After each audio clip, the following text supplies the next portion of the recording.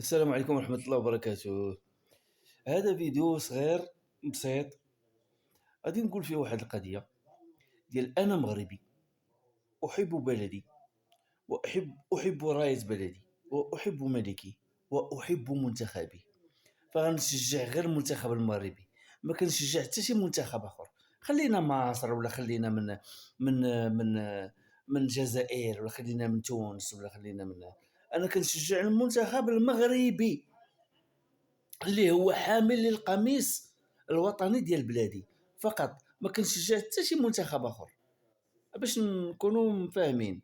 لان الا كنت في مصر وكانت لعبه مصر وكان لاعب المغرب في شي تظاهر اخر، ما غيخرجوا المصريين يشجعونا، عندهم الحق غيخرجوا يشجعوا بلادهم. ومن غتكون الجزائر راك شفتوا الجزائريين راهم شجعوا مالي ضد المغرب. فين ولينا كنقزموا في راسنا براسنا. لا اله الا الله وصافي. لا اله الا الله.